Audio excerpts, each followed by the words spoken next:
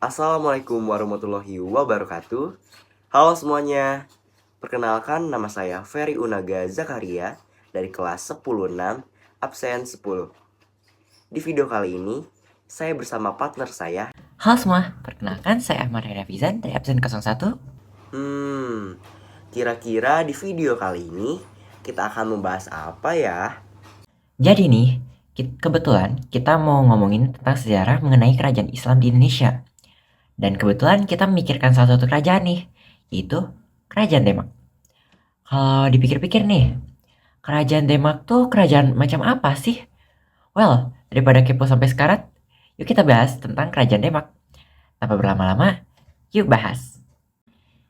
Jadi, Kesultanan Demak atau Kerajaan Demak adalah kerajaan Islam pertama di Jawa yang berdiri pada perempat akhir abad ke-15 di Demak. Demak sebelumnya merupakan kadipaten Majapahit yang telah melemah pada saat itu untuk beberapa tahun sebelum melepaskan diri. Kerajaan Demak didirikan oleh Raden Patah yang juga menjadi raja pertama di kerajaan tersebut. Raden Patah yang sebelumnya pergi meninggalkan Majapahit mendirikan kerajaan Demak setelah memperoleh dukungan dari bupati yang berkuasa di sekitar wilayah Demak. Ia kemudian mendirikan kerajaan Demak dengan aturan dan norma yang berlandaskan pada nilai-nilai dan ajaran Islam. Pada masa pemerintahan Raden Patah, wilayah kekuasaan kerajaan Demak meliputi daerah Jepara, Tuban, Sedayu, Palembang, Jambi, dan beberapa daerah di Kalimantan. Setelah Raden Patah, anaknya yang bernama Pati Unus naik tahta setelah masa kekuasaan sang ayahnya sudah berakhir di tahun 1518. Sayangnya, Pati Unus yang bergelar Pangeran Sabranglor hanya berkuasa selama 3 tahun saja. Hal ini karena Pati Unus gugur dalam usahanya untuk menyerbu Portugis yang kedua kalinya ke Malaka pada tahun 1521. Tahta Pati Unus kemudian diisi oleh Sultan Tronggono yang dikenal karena terlibat dalam pertempurannya merebut Sunda Kelapa di bawah pimpinan Fatahillah. Kerajaan Demak mencapai puncak kejayaan pada tahun 1521 hingga 1546 di bawah pemerintahan Sultan Trenggana. Di bawah kekuasaan Sultan Trenggana, kerajaan besar yang ada di Jawa seperti Kerajaan Madura, Blambangan, Mataram, dan Pajang berhasil dikuasai oleh Kerajaan Demak. Pemerintahan Sultan Trenggana berakhir setelah ia wafat dalam peperangan yang terjadi di Pasuruan tahun 1546. Setelah Sultan Trenggana, tahta penguasa kerajaan Demak diisi oleh putranya yang bernama Sultan Prawoto. Namun Sunan Prawoto hanya memimpin selama beberapa tahun saja, karena ia lebih tertarik untuk mendalami kehidupannya sebagai seorang ulama yang menyebarkan Islam ke seluruh penjuru Jawa. Selepas Sunan Prawoto, tahta kerajaan jatuh pada sosok yang bernama Arya Penangsang. Dalam sejarahnya, dikatakan bahwa Sunan Prawoto meninggal karena dibunuh oleh orang suruhan Arya Penangsang. Hal ini karena Arya Penangsang ini ingin mengambil alih kekuasaan di kerajaan Demak. Arya Penangsang kemudian memindahkan pusat pemerintahan kerajaan ke Jepang. Berbagai konflik mulai muncul setelah tindakan itu dilakukan, terlebih setelah adanya pemindahan kerajaan Demak ke Pajang pada tahun 1586 karena Sultan Hadiwijaya berhasil mengalahkan Arya Penangsang.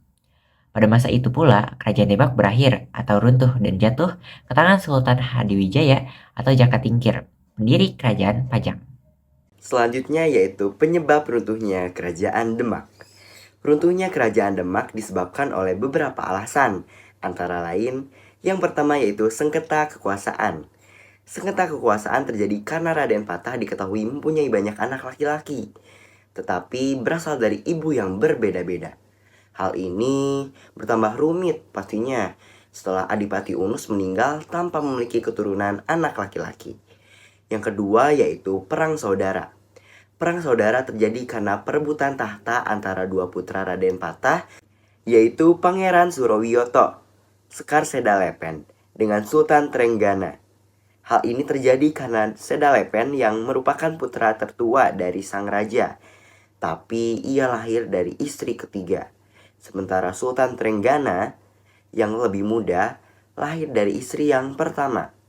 Sunan Prawoto yang merupakan Sultan Trenggana bahkan membunuh Sedalepen karena kedudukannya tidak berjalan lancar dan ditantang keras.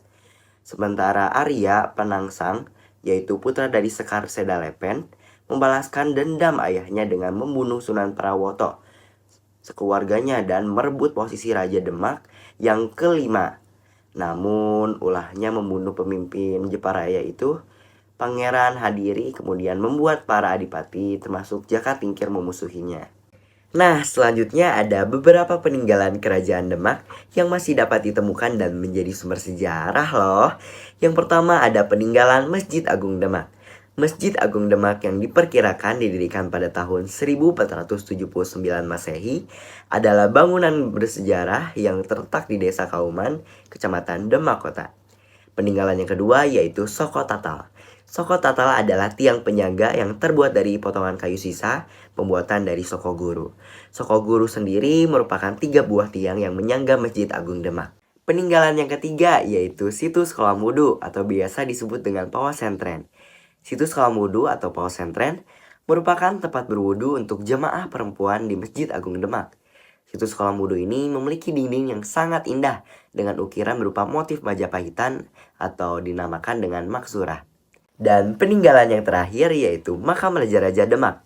Makam Raja-Raja Demak atau Makam Raja-Raja Kesultanan Demak berada di sisi barat laut Masjid Agung Demak yang masih berada di area kompleks masjid. Kompleks pemakaman ini sering juga disebut masyarakat sebagai Pemakaman Kesultanan Bintoro atau Kesultanan Demak. Oke, cukup sekian informasi yang telah kami berikan. Semoga informasi yang telah kami berikan bermanfaat.